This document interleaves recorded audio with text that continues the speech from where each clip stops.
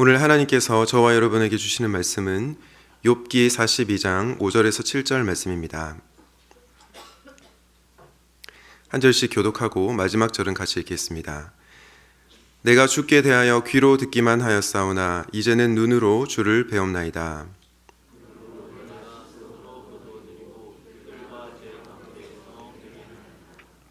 함께 읽겠습니다. 여호와께서 욥에게 이 말씀을 하신 후에 여호와께서 대만 사람 엘리바스에게 이르시되 내가 너와 내 두 친구에게 노하나니 이는 너희가 나를 가리켜 말한 것이 내 종 욥의 말같이 옳지 못함이니라. 아멘. 신앙 감정을 치유하는 십자가라는 주제로 하나님 말씀을 전하고 있습니다. 두려움, 죄책감, 수치심에 이어서 오늘은 억울함의 문제에 대해서 한번 생각을 해보려고 합니다. 여러분, 우리가 억울함이라는 감정을 다룰 때 분별해야 할 이슈가 있습니다. 그것이 뭘까요? 바로 나의 억울함은 정당한가라는 것입니다. 나의 억울함은 옳은 것인가 하는 질문을 던져보아야 한다라는 것입니다. 예를 들어서 성경에 나오는 인물 중에 옳지 못한 억울함에 빠진 인물들이 있습니다. 대표적으로 요나가 있죠. 여러분, 요나에게 어떤 억울함이 있었습니까? 하나님께서 니느웨 백성에게 자비를 베푸시는 것에 대한 억울함이 있었습니다. 그는 하나님이 니느웨 백성을 용서하는 것을 불의하다고 생각했습니다. 그래서 그는 억울한 감정을 느꼈었죠. 또 누가복음 15장 비유에 나오는 큰아들도 비슷한 종류의 억울함이 있었습니다. 아버지가 돌아온 둘째 탕자를 위해서 살찐 송아지를 잡을 때 나에게는 염소 새끼 한 마리도 안 잡아주시더니 라고 분노하며 억울해 했습니다. 큰아들은 아버지의 사랑과 용서의 은혜를 몰랐던 것입니다. 여러분, 이런 종류의 억울함은 하나님께서 기뻐하시지 않는 종류의 억울함이라고 할 수 있습니다. 우리가 혹시 이런 종류의 억울함에 빠져 있지는 않은지 객관적으로 우리 자신을 점검해 볼 수 있어야 됩니다. 그리고 이런 억울함은 하나님 앞에 내려놓아야 할 것입니다. 그런데 여러분, 성경 말씀에 보면 저 사람 정말 억울하겠다, 저 사람의 입장이 내 입장이라면 정말 억울할 것 같다 라고 생각되는 사람들이 있습니다. 대표적으로 누가 있습니까? 요셉이 있죠. 요셉은 자신이 죄를 짓지도 않았는데 감옥에 갇히게 됩니다. 정말 억울한 인생을 살았던 인물이라고 할 수 있습니다. 또 누가 있습니까? 다니엘이 있죠. 다니엘은 신실하게 하나님을 섬겼는데 사자굴에 던져지게 되는 억울한 일을 감당하게 되었습니다. 이 다니엘조차 말할 수 없는 억울함을 느꼈겠죠. 그런데 여러분, 억울함의 끝판왕이 누구입니까? 저는 단연코 욥이라고 생각합니다. 왜냐? 그는 자신의 죄로 인한 고난을 겪은 것이 아니었기 때문입니다. 그는 하나님을 경외했고 악에서 철저히 떠난 자였습니다. 그런 욥이 이해할 수 없는 고난을 겪었습니다. 그리고 심지어 말할 수 없는 고난을 겪었죠. 자신의 재산과 자녀들을 다 잃게 되는 말할 수 없는, 이해할 수 없는 고난을 겪었습니다. 그러니 욥이야말로 그 누구보다 이 억울함이라는 감정에서 헤어나오기 어려운 인물이라고 할 수 있습니다. 사실 욥 같은 경우가 아니라 하더라도 우리도 살아가면서 도대체 왜 내 삶에 이런 일이, 도대체 내 삶에 왜 이런 일이 생길까라고 생각하는 억울한 일이 생길 때가 있습니다. 그렇다면 여러분, 우리는 이 억울함의 감정을 어떻게 다뤄야 될까요? 오늘 말씀을 통해 억울함의 문제를 치유받는 은혜가 있으시기를 예수님의 이름으로 축복합니다. 가장 먼저 마음에 새겨야 할 메시지는 이것입니다. 인과응보의 생각을 깨뜨려라. 인과응보의 생각을 깨뜨려라. 욥기 22장 4절과 5절 말씀을 보겠습니다. 네가 하나님을 경외한 것 때문에 하나님이 너를 책망하시며 너를 심판하시겠느냐? 오히려 너의 죄가 많고 너의 죄악이 끝이 없으니 그러한 것이 아니냐? 지금 이 말은 대만 사람 엘리바스가 욥에게 하는 말입니다. 이 엘리바스는 욥의 세 친구 중에서 가장 연장자였습니다. 그런 그가 욥에게 하는 말에 어떤 사상이 깔려 있습니까? 인과응보의 사상이 깔려 있습니다. 욥, 네가 정말로 하나님을 경외했다면 너는 하나님의 책망과 심판을 받지 않았을 것이다.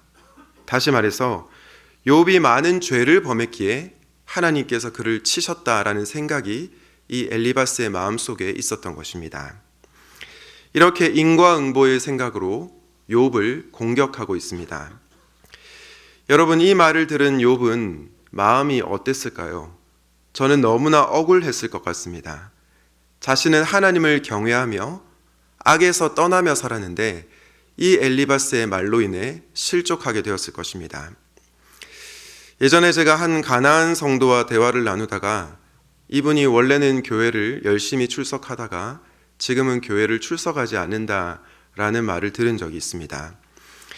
어쩌다 보니 제 직업도 그분에게 말하게 되었습니다. 이분이 저에게 이렇게 말했습니다. 목사님, 제가 예전에는 교회를 열심히 다녔는데 이제는 더 이상 교회를 나가지 않아요.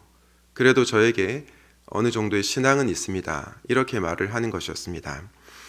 그래서 제가 무슨 일이 있었는지 물었습니다. 이때 이분이 자신에게 친한 한 성도님이 계셨는데 이분의 가정에 정말 어려운 일이 생겼습니다. 그런데 같은 교회의 한 성도님이 이 성도님에게 당신의 믿음이 부족해서 그런 일이 일어난 거다라고 말을 했다고 합니다. 이분이 이 얘기를 듣는데 교회를 다니고 쉽지 않게 되었다라고 합니다. 그러면서 점점 교회와 멀어지고 또 신앙심이 약해지는 그런 경험을 했다고 합니다. 이분의 얘기를 듣는데 마음이 너무나 아팠습니다. 그래서 제가 그분께 우리 하나님은 절대 그런 분이 아니십니다. 마음이 회복되시면 다시 교회를 나가시면 좋겠습니다. 라고 권면을 했던 적이 있습니다. 여러분, 오늘날 한국 교회에서 인과응보의 사상이 너무나도 난무하고 있습니다. 내가 좋은 일을 경험하게 되면 하나님이 복을 주셔서 그런 것이고 내가 고난을 겪으면 내가 다 잘못해서 그런 것이라는 인과응보의 사상이 한국 교회 안에 너무나도 가득하다라는 것입니다. 그런데 예수님께서는 이 인과응보의 사상을 깨고 있습니다. 우리 요한복음 9장 1절에서 3절 말씀 다 같이 한번 읽어보도록 하겠습니다. 시작.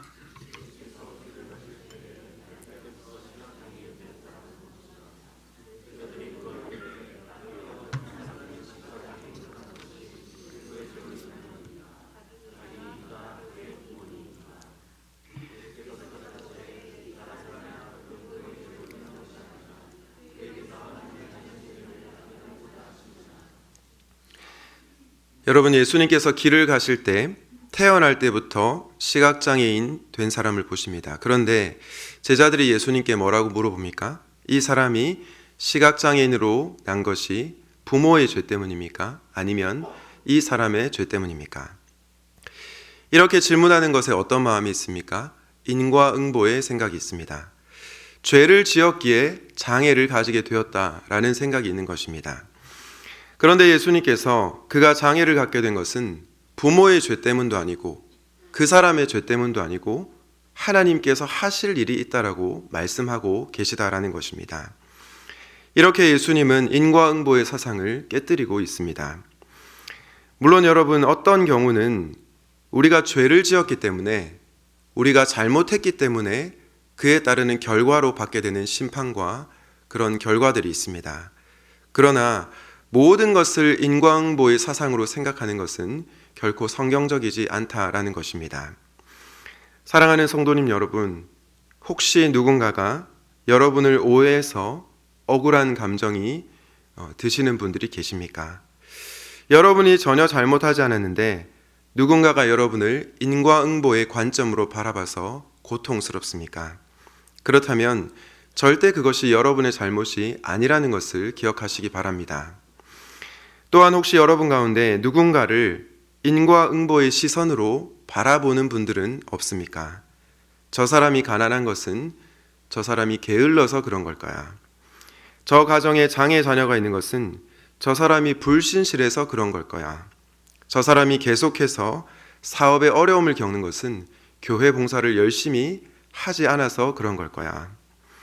혹시라도 이런 생각에 빠져 있다면 이 생각이 정말 위험한 생각임을 기억하시기 바랍니다. 여러분이 그런 시선으로 다른 형제와 자매들을 바라볼 때 그들은 여러분으로 인해 말할 수 없는 상처와 억울함을 느끼게 될 것입니다. 바라기는 오늘 말씀을 통해 인과응보의 사상을 깨뜨리는 여러분 되시기를 예수님의 이름으로 축원드립니다. 억울함이 찾아올 때 우리가 기억해야 할 메시지는 무엇일까요?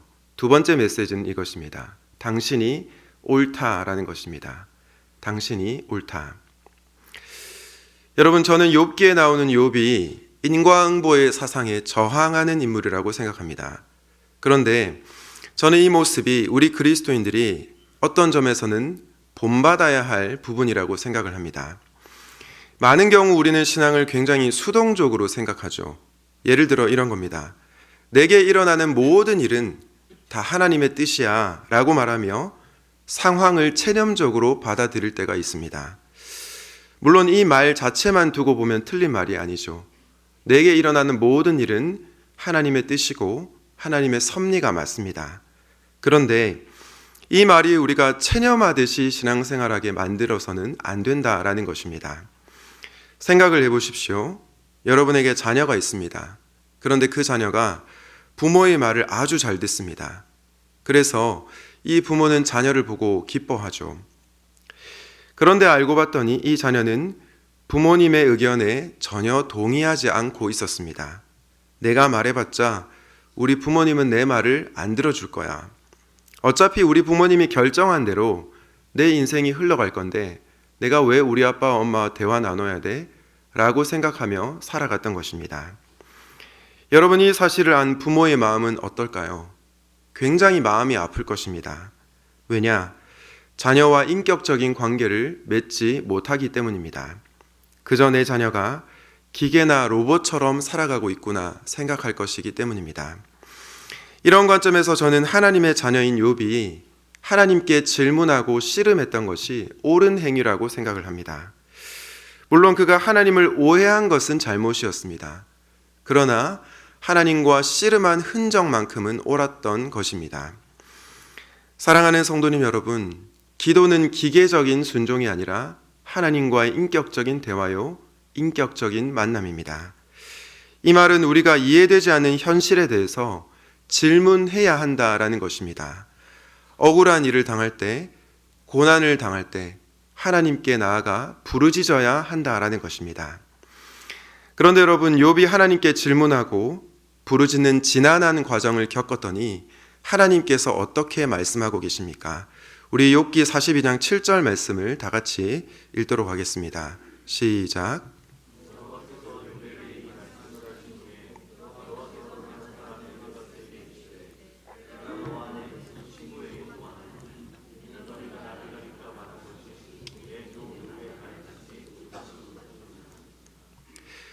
여러분, 하나님께서 인과응보의 사상에 빠져있는 엘리바스에게 뭐라고 얘기하고 있습니까? 네가 틀렸다라고 얘기합니다. 그리고 뭐라고 말씀하십니까? 내 종 욥의 말같이 옳지 못하다. 무슨 말이죠? 욥이 옳다. 당신이 옳다라고 인정해 주시는 것입니다. 하나님은 억울한 욥의 부르짖음을 들으시고 결국에는 욥을 옳다고 인정해 주신 것입니다. 여러분, 욥이 하나님께 이 말을 들었을 때 그의 마음이 어떠했을까요? 저는 한순간에 그의 모든 억울함이 다 해결되었을 것이라고 생각합니다. 그래, 내가 신실하게 살았던 것이 절대 잘못이 아니었구나. 내가 하나님께 부르짖은 그 기도를 하나님께서 듣고 계셨구나. 그런 생각이 들었을 것입니다. 이런 생각이 찾아오면서 하나님이 주시는 진정한 평안을 누리게 되었을 것입니다. 사랑하는 성도님 여러분, 혹시 여러분 가운데 정말 억울한 일을 겪으신 분이 계십니까? 정말 하나님 앞에 부끄러움 없이 살아가는데 말할 수 없는 억울한 일이 생겨 하나님께 부르짖고 있습니까? 그럼에도 불구하고 하나님께서 아무런 말씀을 하시지 않는 것 같아 답답하십니까? 내 주변의 상황이 바뀌지 않아 답답해 하십니까? 그렇다면 하나님께 부르짖는 여러분에게 당신이 옳다라고 선언하시는 그분의 음성을 듣게 되실 것을 기대하시기 바랍니다. 그 믿음으로 여러분의 억울함을 하나님께 맡기고 살아가시기를 예수님의 이름으로 축원드립니다. 억울함이라는 감정을 어떻게 치유받을 수 있는지를 묵상하고 있습니다. 첫 번째는 인과응보의 생각을 깨뜨려라. 하나님은 잘하면 상 주고 못하면 벌 주는 그런 인과응보의 하나님이 아니시다라고 말씀을 드렸습니다. 둘째로 억울한 상황 가운데 부르짖을 때 결국에는 여러분을 옳다고 인정하실 하나님을 기대하라라고 말씀을 드렸습니다. 그 믿음으로 포기하지 않고 하나님과 씨름하는 여러분이 되시면 좋겠습니다. 이제 억울함으로부터 자유케 되기 위한 마지막 메시지를 들으려고 하는데요. 우리가 마지막으로 마음에 새겨야 할 메시지는 이것입니다. 당신은 여전히 모른다라는 것입니다. 당신은 여전히 모른다. 무엇을 모릅니까? 하나님의 깊고도 놀라운 사랑을, 하나님의 오묘한 사랑을 당신은 아직 모를 수 있다라는 것입니다. 우리 욥기 42장 5절과 6절 말씀 다 함께 읽도록 하겠습니다. 시작.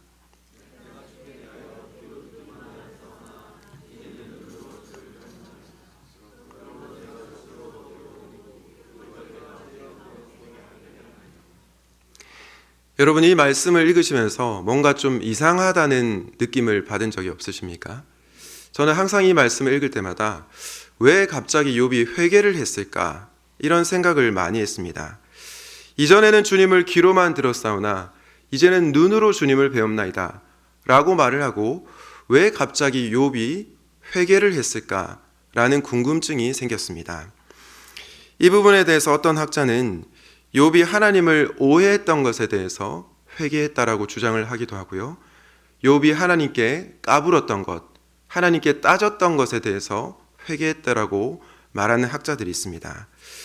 그런데 여러분, 이렇게 해석하는 것이 저는 문맥에 어울리지 않는 것 같습니다. 왜냐?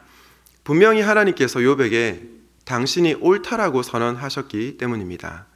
욥이 하나님께 부르짖었던 그것을 하나님이 부정하지 않으셨다라는 것입니다.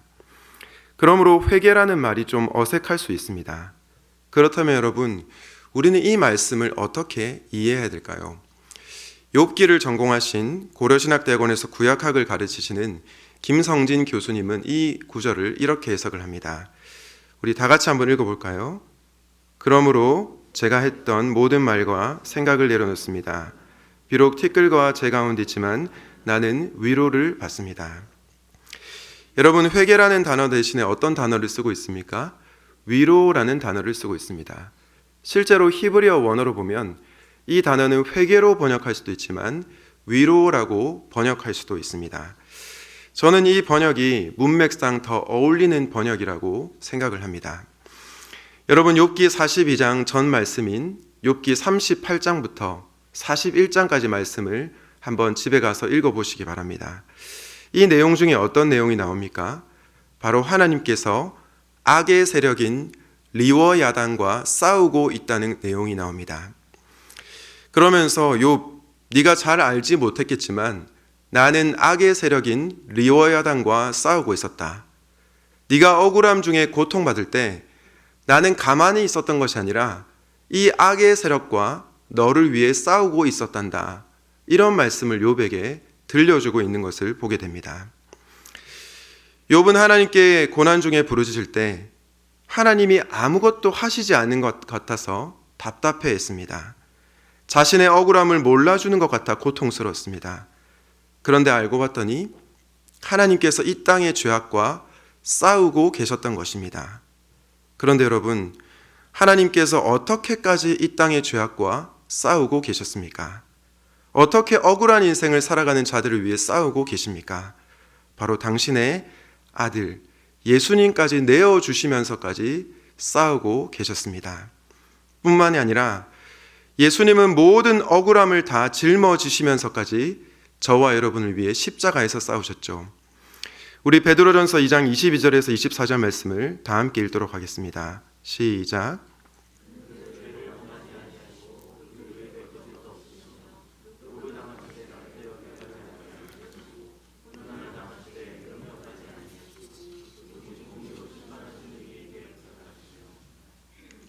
친히 나무에 달려 그 몸으로 우리 죄를 담당하셨으니 이는 우리로 죄에 대하여 죽고 의에 대하여 살게 하려 하심이라. 그가 채찍에 맞음으로 너희는 나음을 얻었나니. 여러분, 22절에 예수님은 어떤 분이라고 말씀하십니까?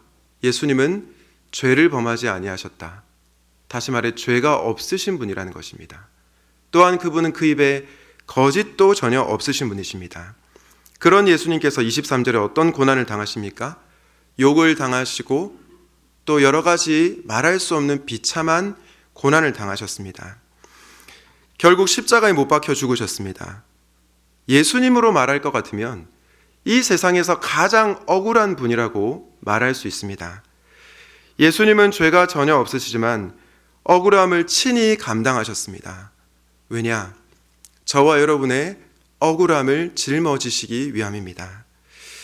저와 여러분을 위해 십자가에서 우리의 모든 죄악을 감당하시기 위함입니다. 그러므로 사랑하는 여러분, 억울함이라는 감정이 올라올 때 이 세상에서 가장 억울한 분이신 예수 그리스도를 바라보시기 바랍니다. 십자가에서 죄악과 싸우신 그분을 묵상하시기 바랍니다. 이 놀라운 사랑을 깨닫고 우리 주님의 십자가 사랑 안에서 억울함의 문제를 치유받는 은혜가 있으시기를 예수 그리스도의 이름으로 축원드립니다. 말씀을 맺겠습니다. 사랑하는 성도님 여러분, 혹시 여러분 가운데 억울함이라는 감정으로 인해 하나님과의 관계가 막혀 있는 분들이 계십니까? 그렇다면 인과응보의 사상을 깨시기 바랍니다. 또한 여러분을 결국 옳다고 인정하실 하나님을 기대하시기 바랍니다.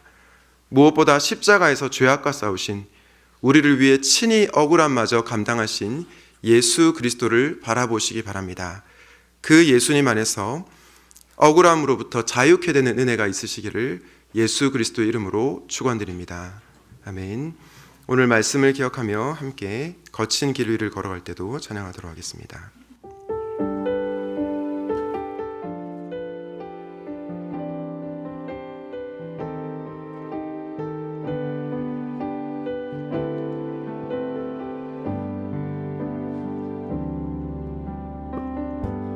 모든 것 아시는 주님, 나의 맘에 연약함 보시고 부족한 그 모습대로 주님 마음에 새겨주시네. 주님께 도로한 마음, 주님께 도로한 마음 하나하나 헤아려 주시니 그 마음 그 아픔들을 그 마음 그 아픔들을 주님 손으로 품어주시네. 거친 길을 걸어갈 때도 험한 산이 앞을 막아도 이 대신 주님의 그 손이 나를 붙드네. 주의 마음이 닿은 내 삶에 점이 슬픔을 씻으시니 주님을 찬양, 주 이름을 찬양하네.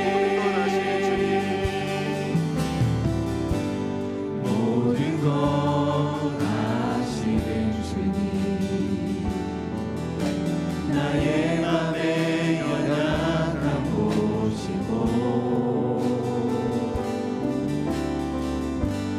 부족한 그 모습대로 주님 마음에 새겨주시네. 주님께 도로한 마음 하나하나 헤아려 주님께 도로한 마음 하나하나 헤아려 주시니 그 마음 그 아픔들을 그 마음 그 아픔들을 주님 손으로 부어주시네. 거친 길을 험한 산이 앞을 막아도 주 대신 주님의 두 손이 나를 붙드네. 주의 마음에 닿은 내 삶에 점이 슬픔을 씻으시니 주님을 찬양 주 이름을 찬양하네. 거친 길 위를 걸어갈 때도 험한 산이 앞을 막아도 이 대신 주님의 두 손이 나를 붙드네. 주의 마음이 닿은 내 삶에 점이 슬픔을 씻으시니 주님을 찬양 주 이름을 찬양하네. 주님을 찬양 주 이름을 찬양하네. 주님을 찬양 주 이름을 찬양하네. 사랑하는 성도님 여러분, 혹시 여러분 가운데 억울함이라는 감정을 느끼는 분들이 계십니까? 그렇다면 이 시간 이 세상에서 가장 억울한 일을 당하신 예수 그리스도를 떠올립시다. 죄가 없으신, 입술에 거짓이 없으신 그분께서 우리를 위하여 억울함을 친히 감당하시며 십자가를 기꺼이 지신 그 사랑에 감사와 찬양을 올려드리는 기도를 드리도록 하겠습니다. 사랑과 은혜가 풍성하신 하나님 아버지, 우리가 이 시간 정말 우리를 대신하여 말할 수 없는 억울함까지 감당하신 예수 그리스도를 묵상하며 나아가기를 원합니다. 사랑하는 성도님들 가운데 하나님 아버지, 말할 수 없는 억울한 일을, 하나님 고난을 겪고 있는 성도님들이 계십니까? 그렇다면 이 시간 눈을 들어